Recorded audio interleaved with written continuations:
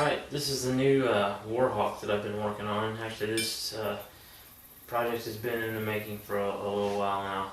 This thing was designed as a, like I say, as a Warhawk, something to take to the combat zone by a 3rd Special Forces Green Beret. He's a weapons sergeant with A-teams.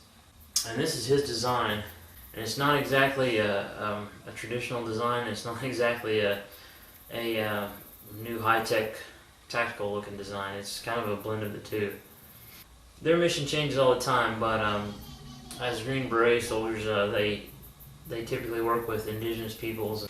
So a lot of times they live with those individuals and those indigenous peoples, and that's what he did on his last tour. They went there to conduct what they call VSOs, which is Village Stability Operations, and that's where they go in and teach the locals to provide their own security for themselves. And in that tour, he wrote back to me and told me what he used his knife for over there, and it was surprising to me some of the things that he actually did use it for.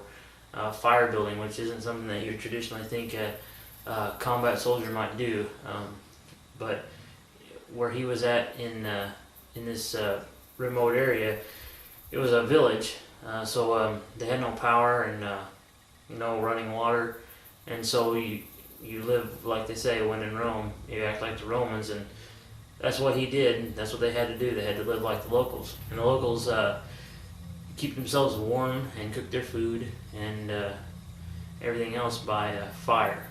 So believe it or not, he did a lot of wood processing. So that's one of the primary uses of this combat hawk, is wood processing. It's not to bust cinder blocks or cut helicopters in half or anything like that.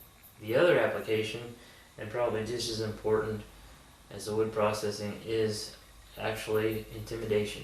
In his own words, in his review of his knife that he carried last tour, he says, "Out on patrols, a knife is one of the most powerful psychological weapons a soldier can have if you have to use a weapon for threatening an Afghan person to back off.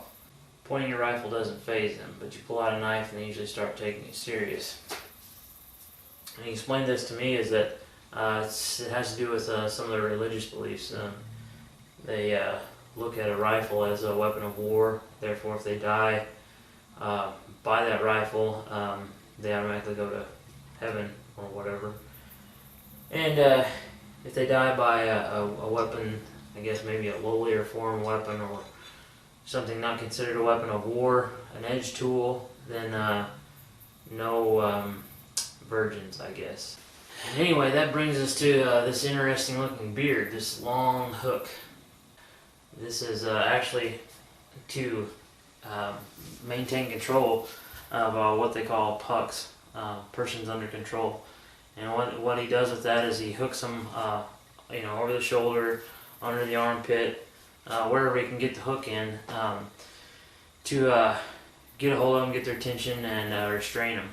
And of course it has a pole on the back, and this again is mainly used for camp duties, hammering in tent pegs, nails, whatever. But also if you are gonna bust up cinder blocks or whatever, need to bust in a small lock or something like that, then this is the end you do it with, not this end.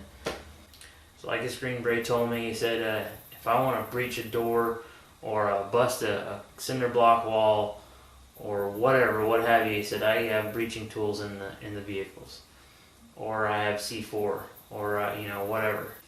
He's got much more practical breaching tools than a hawk. So this isn't a breaching tool.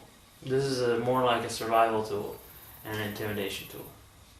So this series will be me making this, me testing it, and hopefully I can report some of the feedback he gives me.